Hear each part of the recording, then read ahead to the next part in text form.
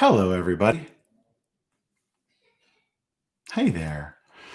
Just going to take a second for everybody to join us and just to give a thumbs up as to whether you guys can hear and see me okay. I'm assuming everything is A-okay, unless I hear from you. Hey, everybody. How are you guys? I am really happy to hang with you guys today. As we put the finishing touches on some months of hard work. So thank you guys for hanging out with us. Let's see, can I get a thumbs up? You guys can hear and see me okay? Awesome. Thank you, Chad Maurice and Laura Marasa. Very, very cool. Cool. Welcome, you guys. I hope you're doing well. And yeah, I'm looking forward to hope you guys are feeling well and doing well. And I'm looking forward to hanging out with you guys in a little bit later to answer some questions. So I'm going to jump right in. Welcome. Thank you guys for being here. The title is How to Rekindle Your Love of Acting. Maybe it doesn't need rekindling. Maybe it needs a further ignition. But I'm assuming you guys are all here because you truly love acting. Obviously love, the results and all the exciting things and accolades that one gets as a result of this career. But I'm assuming you guys are all here because you truly love acting. So, yeah, special thank you, an important thank you to Backstage this year for creating this series to connect with you guys. Thank you, Backstage, for everything that you guys do and for inviting me to speak with you every week. I've been collaborating with Backstage for years, and it's been a very special relationship. And you guys can see all the videos and articles, archived videos on YouTube, articles archived on Backstage over the years, and dip back in and check out the different subjects. For those that don't know, my name is Joseph Pearlman, and I help actors launch their careers faster and reach Oscar-level performances, award-level performances for their on-set work. And I always like to say this, that one of the most important things that we believe at my studio, PAA, is that you can launch your career faster and with less effort and guarantee wins in the audition room, reach your best performances when you're lit up with fun, when you're ignited with fun. And you can do most anything when you're lit up with fun. And we happen to help actors do this all the time and invite you to come watch the acting transformations from anywhere in the world. Come watch one of our classes, including my master class, which is fun. It's a small group of our series lead celebrity level actors getting a workout every week on currently casting major film and TV auditions, their booked roles. Some of the actors you may recognize, and it's fun to see them in the laboratory digging in and lighting themselves up with character. And we have private coaching and online Zoom classes from Hollywood to anywhere in the world, from beginners to celebrity level actors. So come hang with us.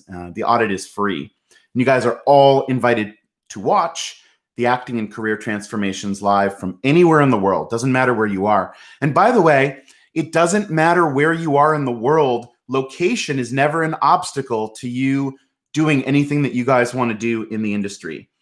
And we're working with these actors every week. And so many of you that are here are community members. So thank you guys for supporting these videos every week. I love you guys and have so much gratitude for everything that you guys have done to support this community this year. So thank you very, very much.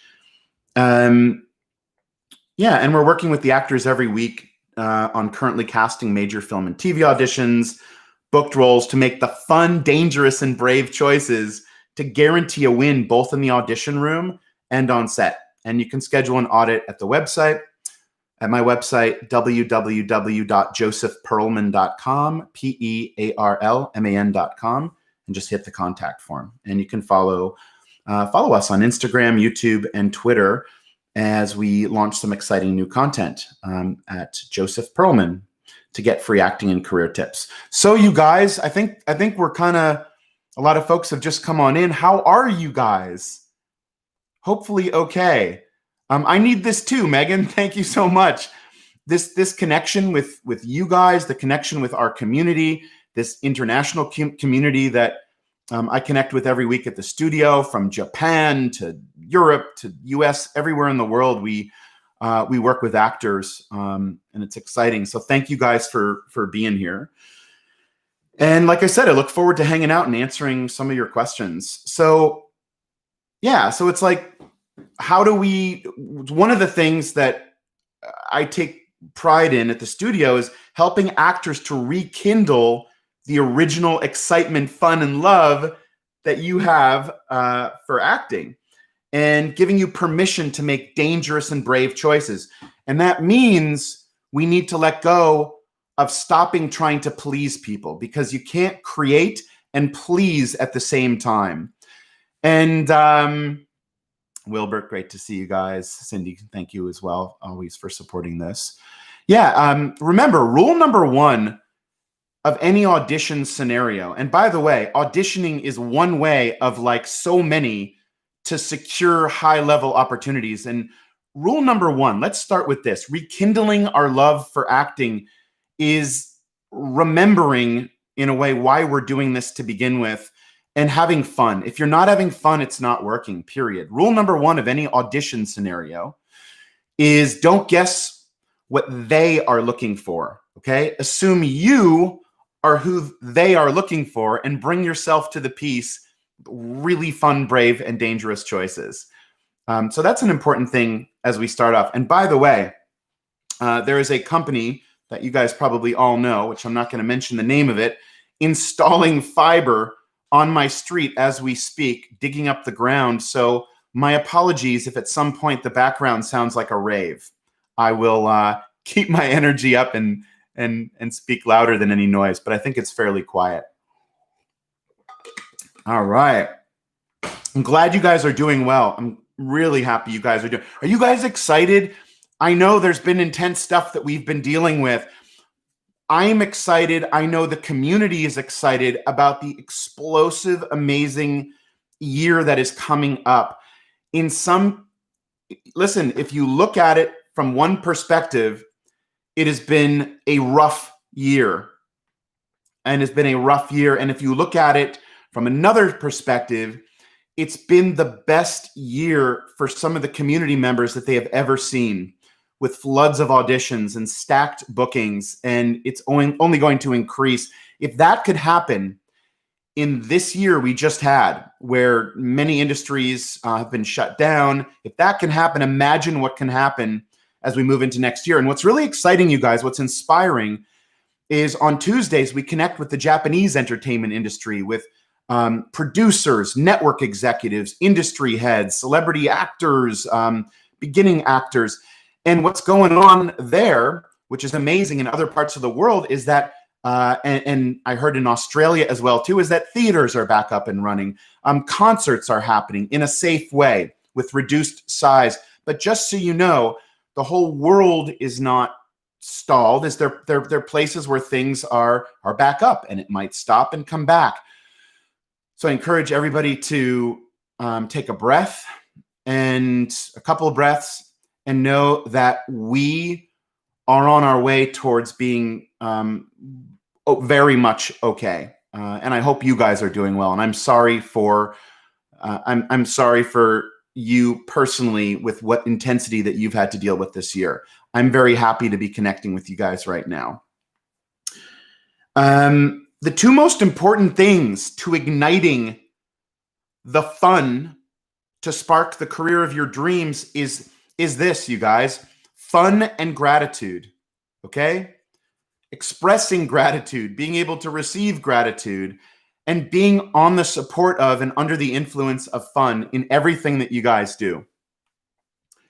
And remember that how you feel is what you get. You can choose how you feel. How you feel is what you get. How you practice is what you get as well too.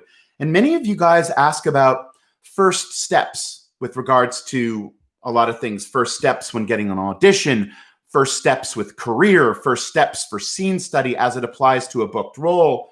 So I'm assuming that those of you that are watching this wouldn't be here if somewhere deep down inside, again, you didn't truly love acting. And in terms of first steps, feeling awesome and lit up is definitely the first step to achieving the highest level of success in this industry and in life as well too. Momentum starts to happen.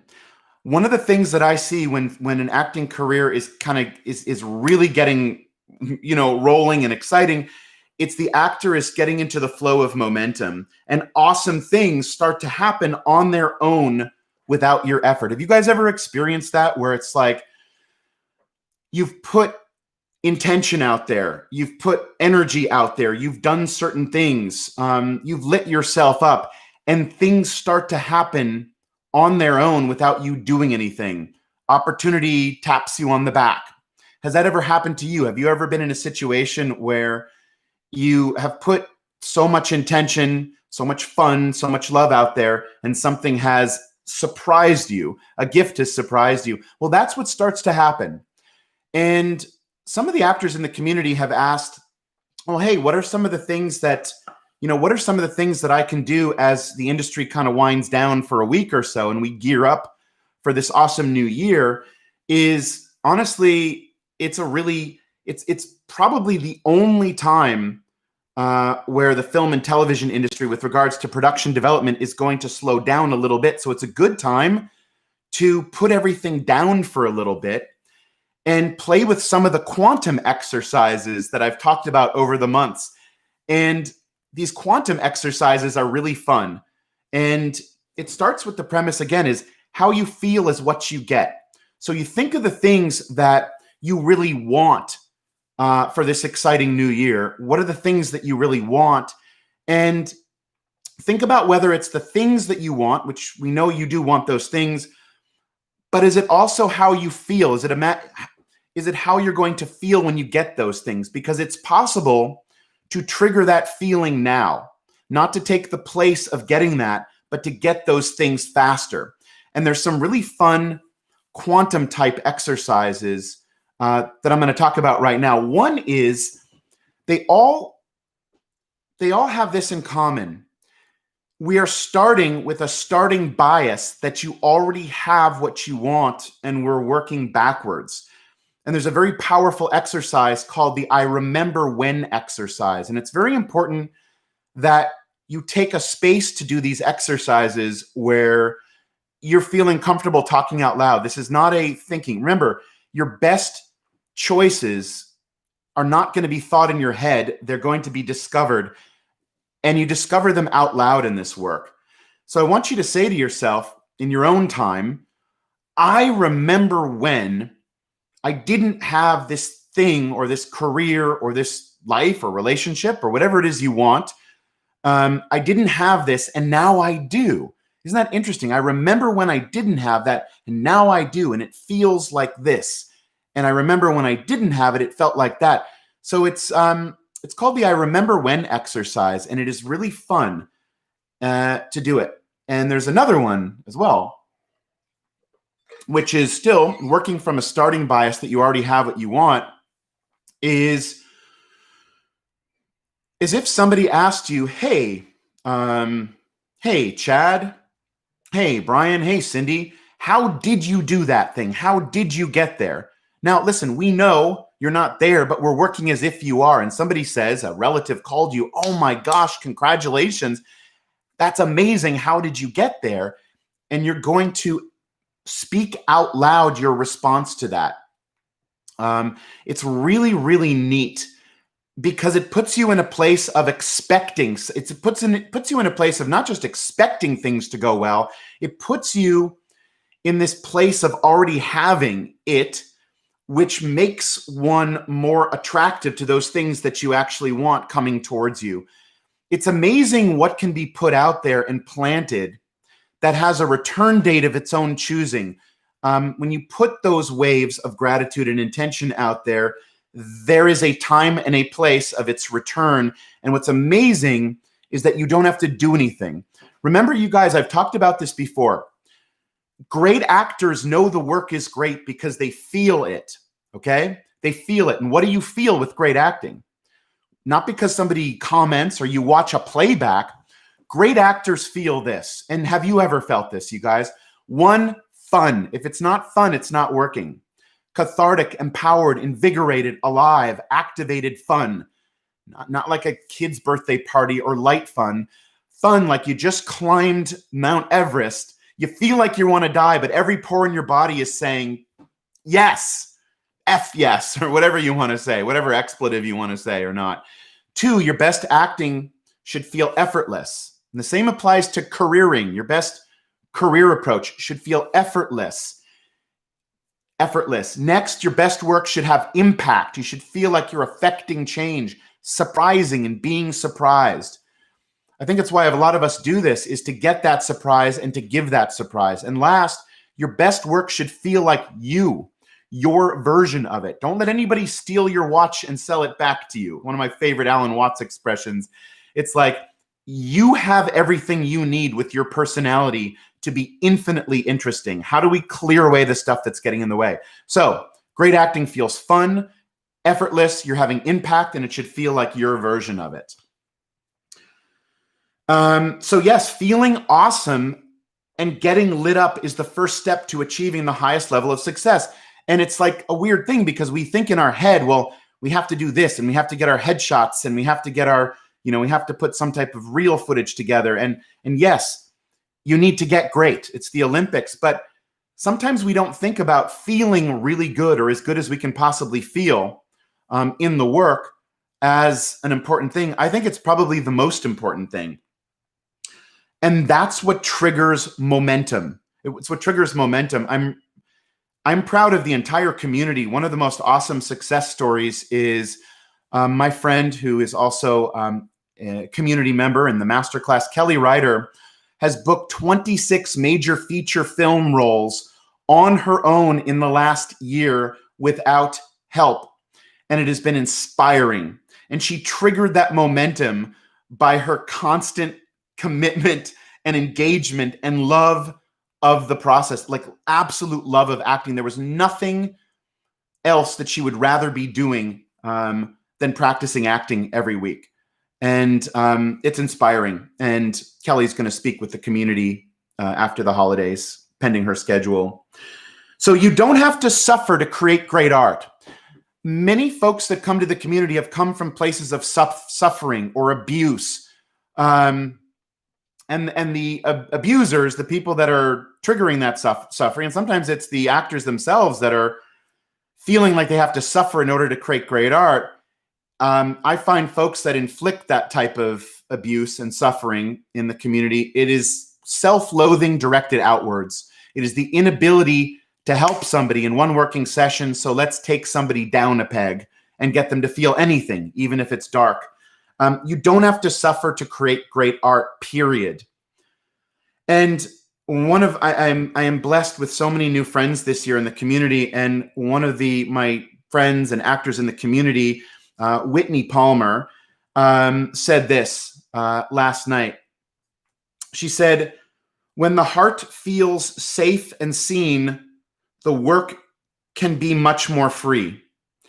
When the heart feels safe and seen, the work can be much more free. Whitney, thank you very much for those beautiful words.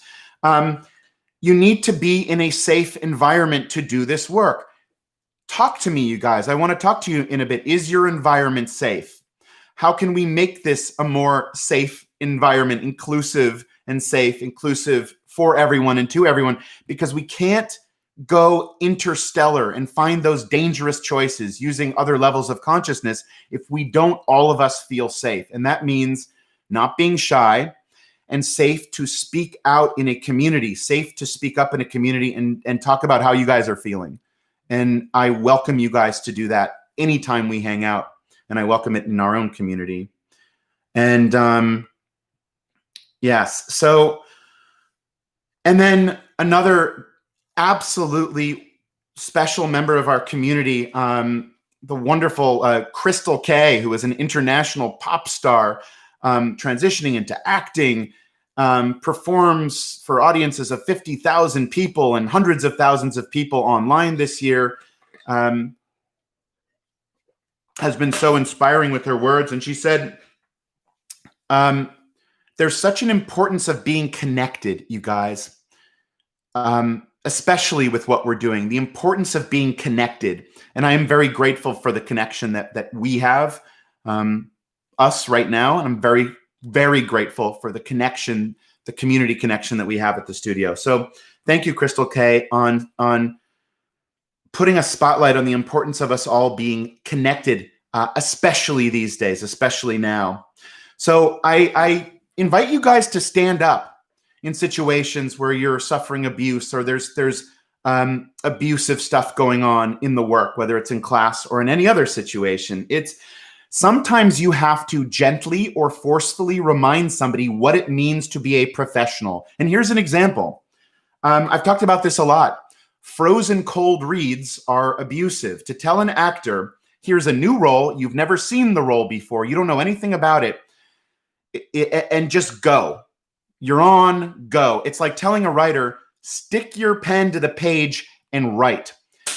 And you have to gently remind somebody what it means to be a professional. And my friend Eric Pasoja, who is another wonderful community member, said this. He says this, if somebody pushes him to do something without preparing it, he said, listen, you want me to do well, I want to do well, I'm going to take this outside for a couple minutes. Here's what a cold read is and what a cold read isn't. A cold read is not, here's a script and go, okay? I get it if there's a line change or a line tweak, then you can take a moment, readjust. But if you're getting a whole new character, a whole new piece, a cold read is you came into a live audition, virtual or in person, to read the role of Emma or any role. The casting team said, that was great. Can you please take the role of Sarah outside for 20 to 30 minutes? Thank you very much. Can you take the role outside for 20 to 30 minutes and prepare it? You guys, a cold read is fully prepared, even though you are not off book. And so you hold the script in one hand, you scoop the lines off the page, and you read on the supportive choices. And for those that don't know, I did a video, it's on Backstage's YouTube channel, on how to guarantee a win on your next cold read, and invite you guys to watch it and let me know what you think. And it talks about what you do in those 20 to 30 minutes of a cold read. And sometimes it's you know, you're thrown a cold read and told to go, and it's a time killer. It's a way to, you know, take a class away and then you work on it again with partners. You guys, if it's possible to have an undeniable acting breakthrough transformation every time you get up and work, why is it not happening all the time? Okay, that's what you're supposed to do. You're supposed to, in a working session, get up there, act, and find a solution to it. There's always a solution. Any scene can be cracked in 3 minutes. If you have more time, we get to do a deeper dive and plant more seeds that we get to live off the interest of. And don't settle for a one-size-fits-all approach. There should be a one-size-fits-you approach. A one-size-fits-you approach. If 90% of the performance is your personality, any technique, any training should be geared towards what's going to light you up specifically. Does that make sense? Not to bend you around an ideology or a technique. Demand and expect every moment to be fun. Demand and expect every moment to be fun. You guys, I can't wait to hang with you in a little bit. I'm really looking forward to it, and I want to hear anything from questions about career questions, acting questions, questions about is acting no longer fun for you and you want it to be fun, or is acting the best thing you can, you know, possibly do in your life? And if it's not fun, again, it's not working, period. That's the rule, both in acting and career and life. Can anybody think of something that's worthwhile doing that shouldn't be fun? Or something that's worthwhile that's going to cause a lot of effort or straining? Remember, great art has nothing to do with your effort. It has everything to do with impact. One of my favorite quotes, as I've mentioned before, is from Seth Godin, and he says this: effort isn't the point, impact is. If you solve a problem in seconds or minutes, but have the guts and bravery to share it, you've created art. And if you move 10,000 pounds of granite, sorry for your calluses, but you haven't made art, at least not art that somebody's going to connect with. So I don't know about you guys, but I grew up in a pretty intense, I grew up in Boston in a pretty intense, like pressure cooker academic environment. And what was instilled in me is that if you did not suffer for hours a night on homework, you were doing something wrong. Great work was always equated with effort and suffering. And now, after all these years, I realize that was bullshit. So your best work has nothing to do with your effort, you guys. It has everything to do with your impact. Bob Dylan wrote Blowin' in the Wind in 10 minutes. Screenplay, some of the Taxi was written in 2 weeks by Paul Schrader, I believe, while he was in his car. John Hughes wrote one of his famous scripts. I don't know if it was Ferris Bueller, over a weekend. Great art has everything to do with the fun and impact that you guys have in your working sessions. Yeah. You guys, and when we talk about it, you know, fun is fun and you know it. You don't have to think about whether you're having fun. I think happiness is the relentless pursuit, the result of our relentless pursuit of fun. Having fun on demand is how we can feel. Being able and learning how to have fun on demand is how we can feel happy in seconds. And you guys, please think of acting like that. You know, it was always meant to be fun. Memorizing can be fun. You can check out the video I did on how to memorize faster with less effort. It's on Backstage's wonderful YouTube channel. You can watch that. Yeah, and again, you guys, you know the work is great because you feel it, not because you get critiqued or watch a playback. Playback is just a reflection of the results. It can be a useful tool to watch yourself if you can look at yourself as an editor, if you can get over how you look. But what happens is that far too many actors watch themselves and walk back like the best performance ever. And even the reps can walk a performance back. So I encourage you guys, don't feel like you have to be force-fed your performance on playback every single week. Here's one of the amazing things about what we get to do now, wherever we're training. But the folks, what we do training via Zoom is you get to watch in real time. It's on camera, audition technique on camera, booked role on camera work, and you get to see in real time now whether it's working or not working. Again, playback is just the results of it. And again, great actors know it's working in the moment because it's fun. So many actors know to never watch their work. Meryl Streep, Javier Bardem, Johnny Depp, Reese Witherspoon. There are certain things about them physically that nobody notices. They can't get over. So use playback as a spice, but certainly not, my gosh, every week watching playback. It can be a toxic experience. And so stand up for yourself and say you don't want to be watching your playback every week, or find a place where playback is not fetishized, where we're not watching the playback every week. Also, so permission to say no, you guys. Permission to say no to a variety of things. And I think some training insists, and some, honestly, things in life and relationships and careers, and some things insist that we suffer, or that we dig our past trauma from our past and put it into our work. Permission to say no. And to be, man, this is one of the best bits of advice, and it comes from a friend, an actor client, a former masterclass member, Katie Wallach, who I worked with many years ago. And I helped her to build relationships with major producers, writers, directors. There was a project that she wanted to be on, and it shot in her hometown in Alaska. It was called Frozen Ground, and Nicolas Cage was in the movie. And I helped her to strategize with her to build relationships with this company. We sent multiple scenes from the script that she got early access to. It turned out that she didn't get the role because it went to Dakota Fanning's sister. Maybe it was Elle Fanning, maybe. Long story short, it didn't work out for Elle Fanning. And a couple of months later, it turned out that Katie booked this role opposite Nicolas Cage in Frozen Ground. And she said there are 2 words that really encapsulate how I got there. And it's called, and she said, it's pleasantly persistent. Pleasantly persistent. You need to be pleasantly persistent in order to push through and ask for things and to build relationships. So I love the way she described it. When we find ways, also, our work as actors is not to become a character.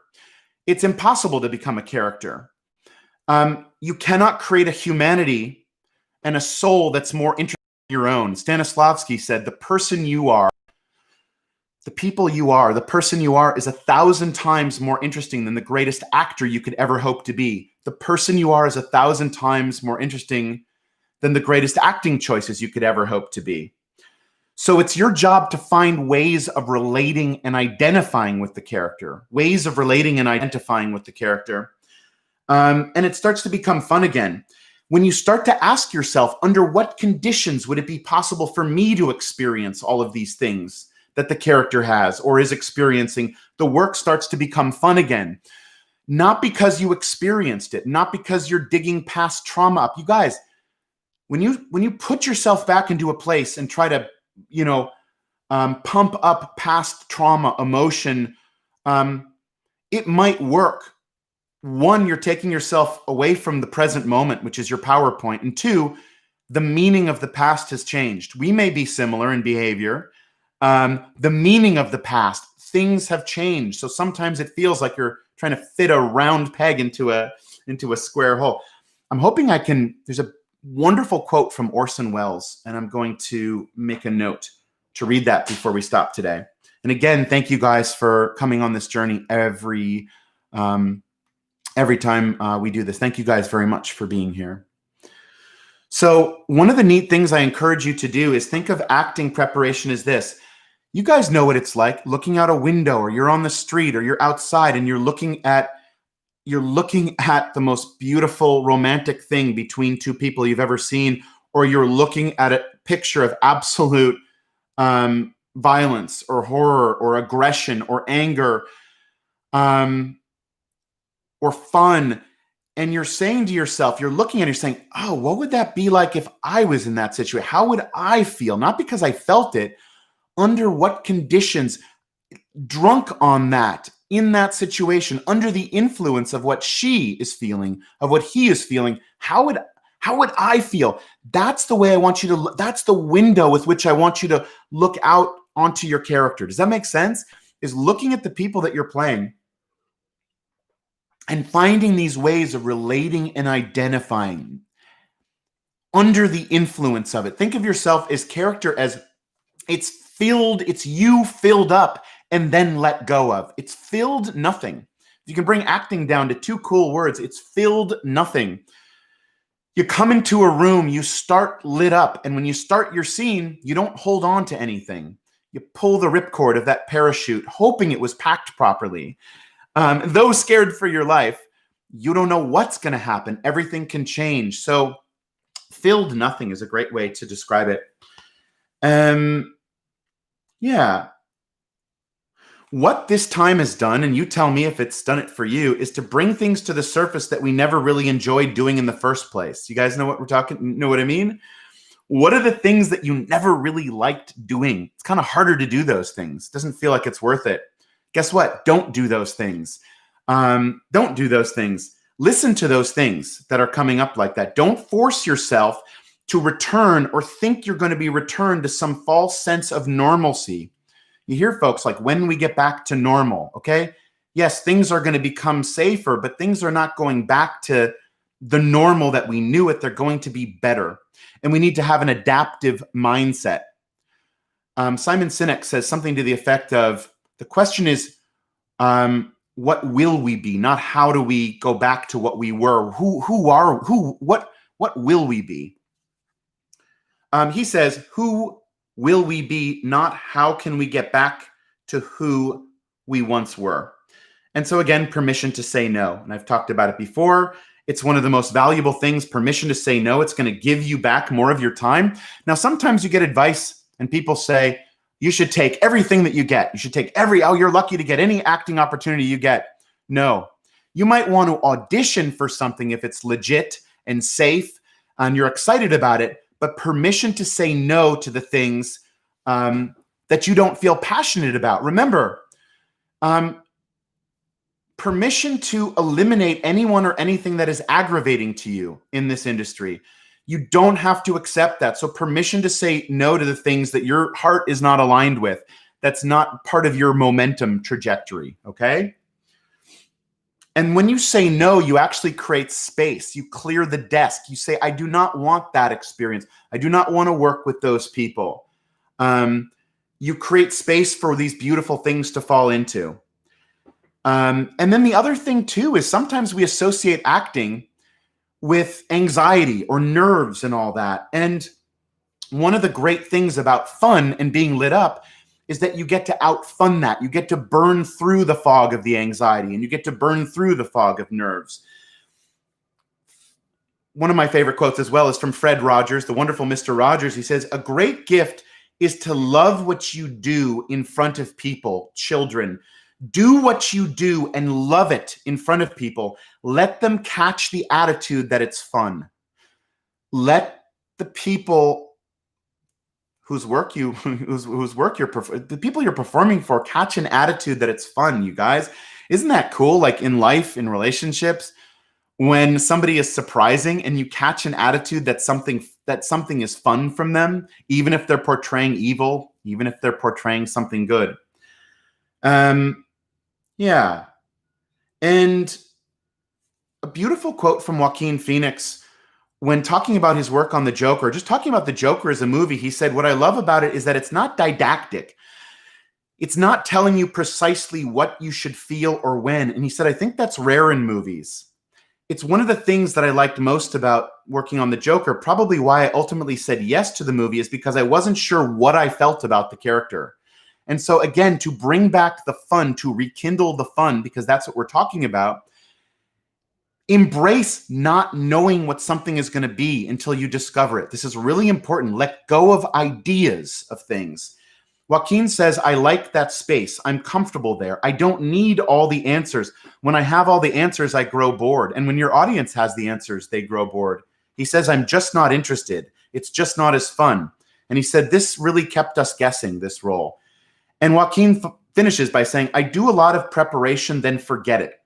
I fixated on this idea of who this character, the Joker, was, and I tried to control it, and it collapsed. It didn't work. Your ego thinks you're doing something good, but you just have to go on the journey. From Joaquin Phoenix.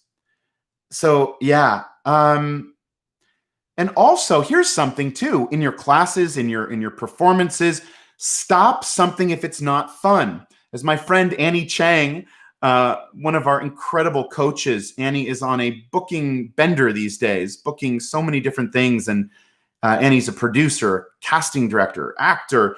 She said, we don't want to rehearse what it's like to not have fun. So if you're not having fun in rehearsal, don't waste time by dinging the end bell of the end of the scene. Stop and get to work so that it feels fun before you start running the scene again. We don't want to rehearse what it's like to not have fun.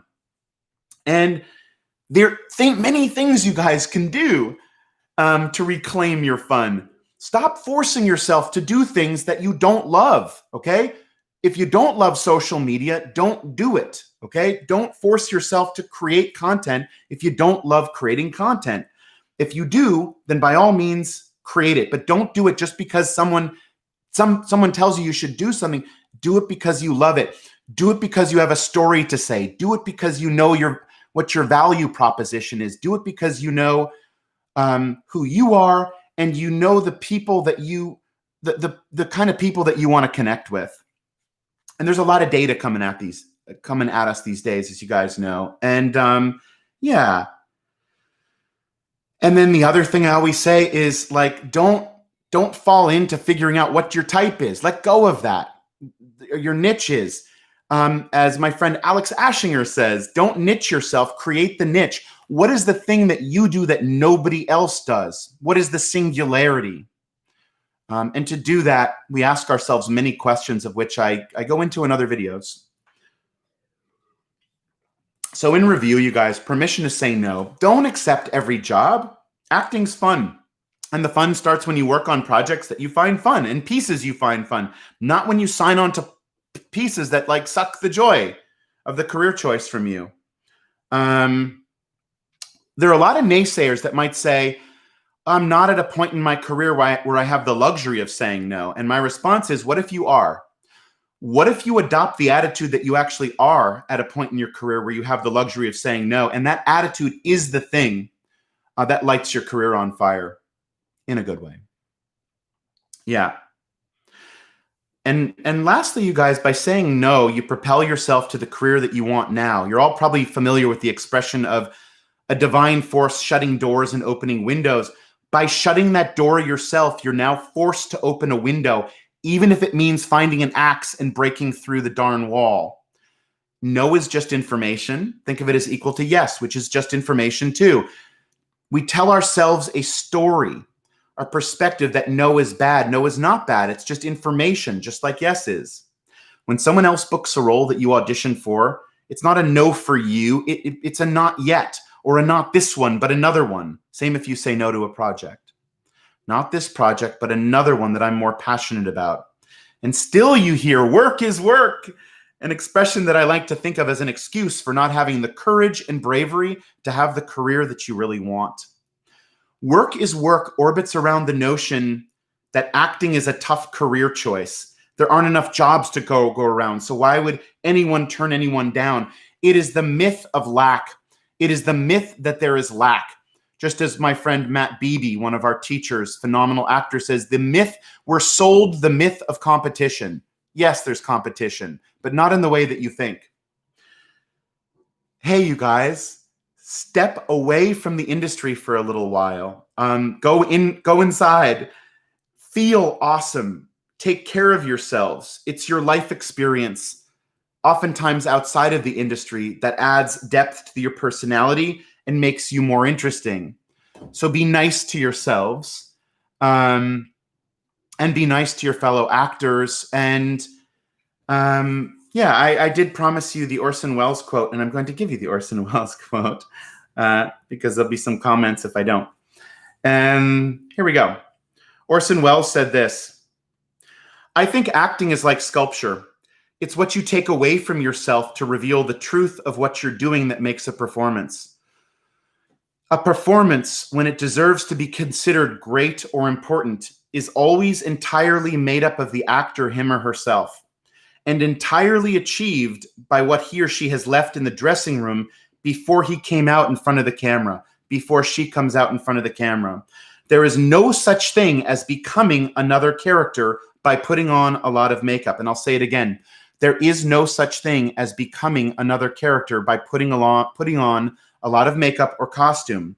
You may need to put on the makeup, but what you're really doing is undressing yourself and even tearing yourself apart and presenting to the public that part of you which corresponds to what you're playing. And there is a villain in each of us, a murderer in each of us, a fascist in each of us, a saint in each of us. And the actor is the man or woman who can eliminate from him or herself those things which will interfere with that truth. So much love and gratitude to you guys. Thank you for your love and support. Thank you of your love and support to all the folks who have been, to everybody that's been a part of this. Backstage, to all the beautiful folks presenting in the slate. You guys, love, gratitude to you all. I am here for you guys. We are here for you as a community. Again, if you haven't already, come and watch, come and be a part of our community. So many amazing things we're doing, collaborating with Amazon Studios, collaborating with the Japanese entertainment industry. You guys can watch for free in an audit, wherever you're at in the world via Zoom. You can go to the website, www.josephpearlman.com. It's below the video. Thank you, Backstage, for putting those links in there. Send us an email and we'll hook you up. I want to hang out with some questions, and if you guys have some questions earlier, put them here, and we'll hang for a little bit, and we'll see each other soon. So let's see here. Cindy, thank you very much for being here. Maria, thank you for being here. Such a pleasure. Aaron, awesome. Hey guys, any questions about anything? Yeah, I have an acting question. Let's see. It is in a language I cannot read, and I haven't. Thank you for asking. I have an acting question. Oh, that's beautiful. How do you keep the momentum of confidence in knowing you can become successful in your acting career? That's really beautiful. Is you trigger that momentum by lighting that feeling up anytime you get into the practice arena. Anytime you want, you light that up. You stay in that feeling place. Because when you stay in that feeling place and you let it out and you speak things out with your words, there is a return of its choosing of that energy. And stay involved wherever you get a workout, whether it's with us or somewhere else supportive. Hopefully you're staying a part of something. You're connected to community every week, connecting to community, a support group of your peers. It's important to have an accountability group. We do that at the beginning of classes where we talk about, hey, everybody, how are we doing? What's going on? Keeping you accountable. So that community, having fun, being clear about what you want, and knowing when to put it down, knowing when to say no. It's a really beautiful question. And I'm writing it down because pending Backstage's interest, it could be a really interesting standalone video. Thank you very much for that. Yes. Raphael, how can you get rid of emotional blockages, for example, if you can't access intensive rage? Can you give us a process for accessing emotions we personally have difficulties with? Yes, actually, one, please come and watch because we do it all the time. We help actors do that all the time. You don't have to have had an experience of that in order to find it now. And there's one thing. One thing is an emotional blockage. One of the neat things that we can do at the studio that I do with the actors in classes is work on the them that they're bringing into the room. And what's amazing is that we can't change what we think of as the past, but what we can do with some really cool quantum exercises is change the meaning of the past. If there is a particular there is a particular moment that you feel has been tripping you up, we can go back to that moment. We can activate it and blast those not good emotions out with better emotions to essentially change the meaning of the past, which is really, really neat. So Raphael, what I would recommend is your version of how to do that is going to be different than Samantha's, is going to be different than Megan's, but ultimately it's going to be trying to figure out in the now moment. The most powerful point of study is not digging into the trash cans of the past, but is working with the characters now. And is figuring out under what conditions, Raphael, would it be possible to express that emotion. And I promise you that not only will we figure out will you figure out a way to do it, it's going to be easier than you thought, and it's going to feel cathartic and empowering. And so I thank you very much for that beautiful question, Raphael. Samantha Smith, thank you for being here. What are your thoughts going into pilot season? Well, remember, you guys, there are a lot of sort of industry myths and mind viruses about sort of how things work. Yes, we're coming into what's known as pilot season, but pilot season is a year-round event right now. Pilot season is all year. Yes, there is a heavy flow in the spring, starting around January, February, going through May, June-ish. And then we get into episodic season. But I would encourage you to think about it in a different way. You should be as prepared as you would be at the start of the so-called pilot season any time of year. So pilot season is a year-round event. And what are our thoughts going into pilot season? It's like, whoa, what a cool time to jump back into a place where you feel safe to train. Do that. Tap into a community. The importance of having a community in that process. And you have to be, as my friend and community member John Fiore, if you're here, John, Fiore says, you have to be better than good. It's not enough to be good. You have to be great. It's to realize going into a pilot year, an episodic year that's going to be as busy as this year coming up, you have to be at your Olympic level of the game. So you have to have your stuff together. And you have to be really clear about what you want. Don't just have an attitude that I'll take what I can get.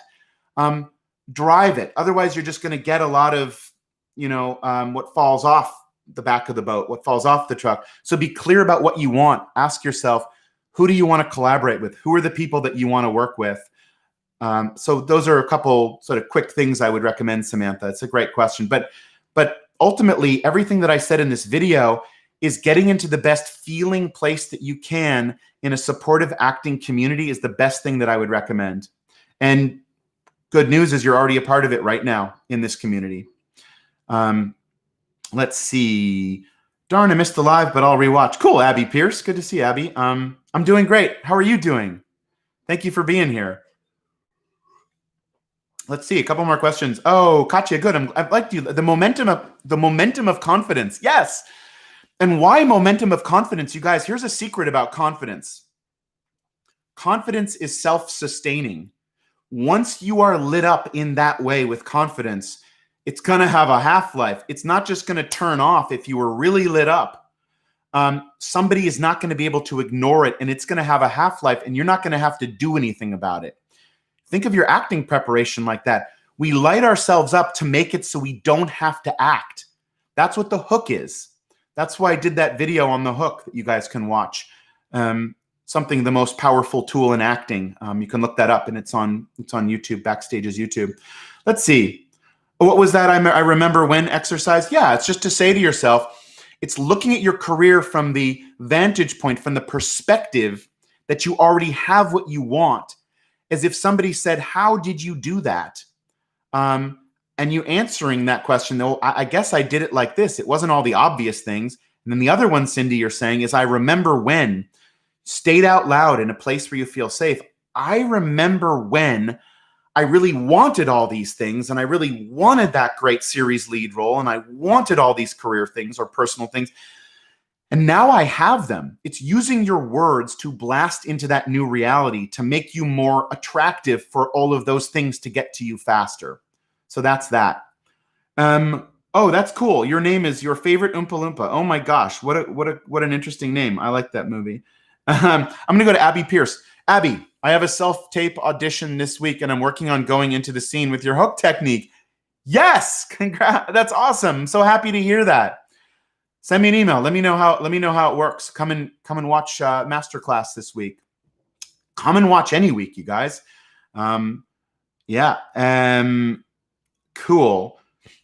Your favorite Oompa Loompa says, I feel like when acting, I act the best when I lose all my emotions, like if I'm having a depressive episode, and then just gain the feeling of my character. Well, as long as you're not suffering, I don't believe in doctrine. It's like what lights you up.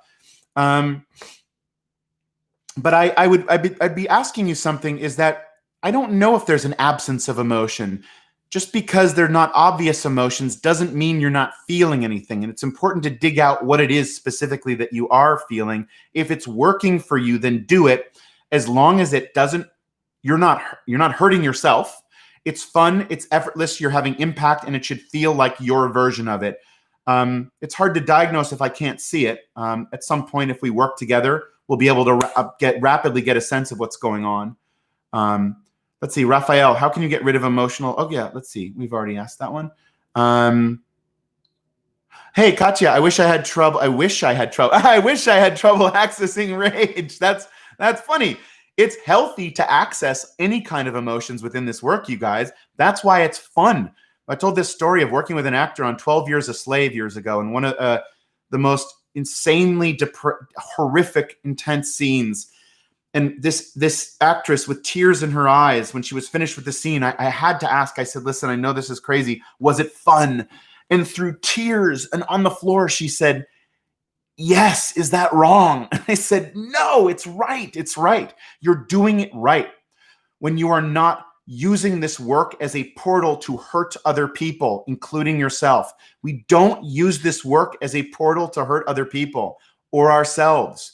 Something that I could have said in the beginning, but I'm glad I'm saying now here.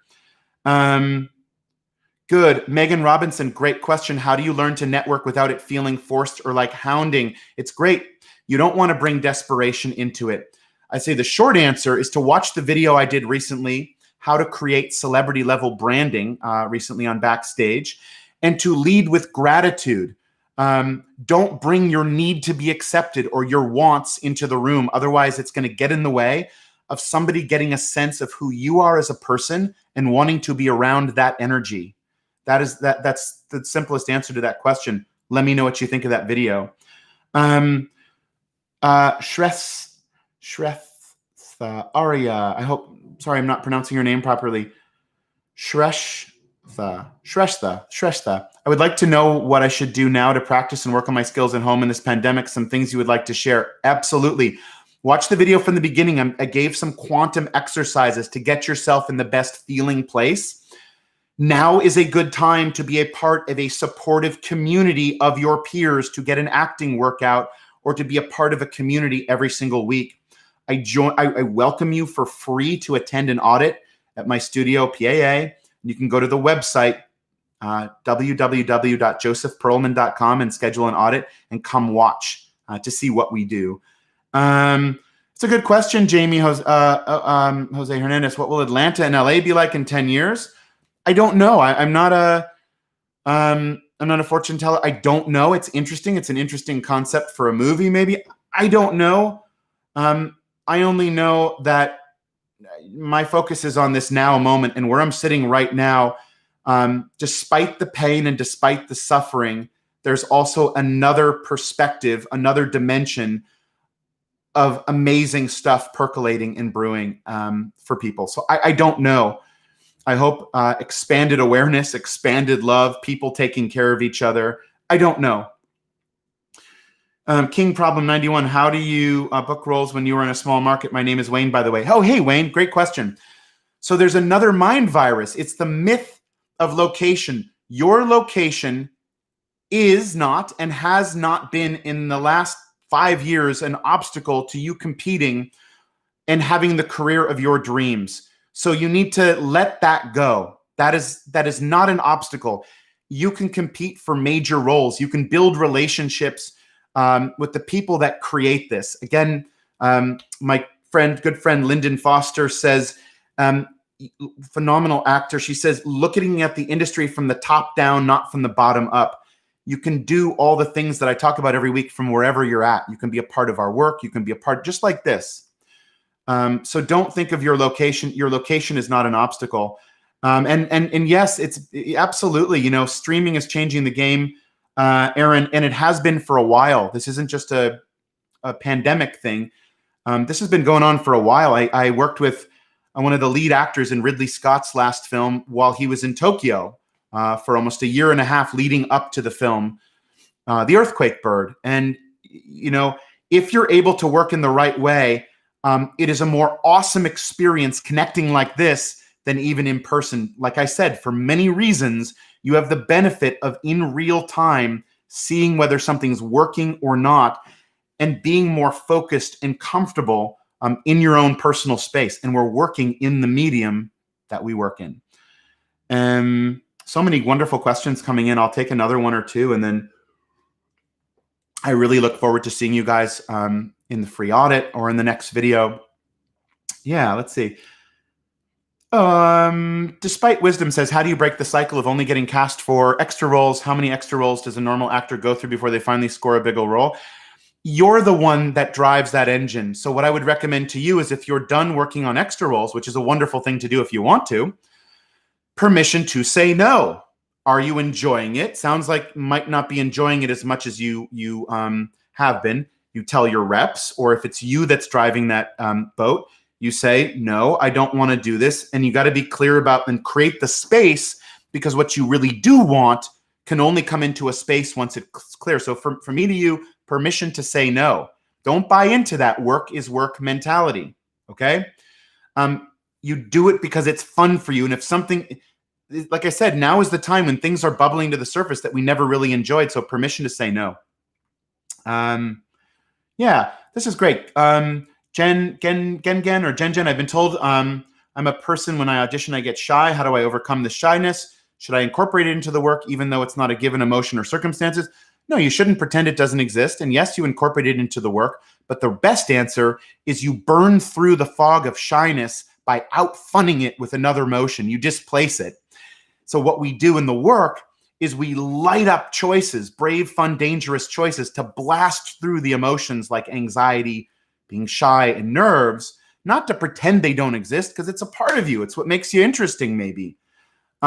So the short answer is out-fun them, burn through the fog of shyness if you don't desire it with another fun emotion. And it's something that I help actors do all the time at the studio, and you can do it in minutes. So I would put that in the category of something that don't make it an obstacle, because it's something that could be overcome in a very short period of time. Thank you for reaching out so much. Okay. All right. You know what? Jamie Jose Hernandez, there's a video I did about the hook. Can't remember it. If you put in, it's in Backstage, the most powerful acting tool, and it talks about the hook. You guys, yes. Thank you. Backstage. Thank you guys. Thank you so much to the team at Backstage for, taking the time and care and putting this together. Thank you, community. Again, I love you guys. You have our full support. We're here with you. We welcome you to join the supportive community. Hope to see you very, very soon. And take such beautiful care of yourselves, you guys. Love and gratitude to all of you. Be well, and we'll see you soon. We'll be back with some really fun, exciting, new, and surprising new content. So stay tuned, you guys. Blessings. Be well.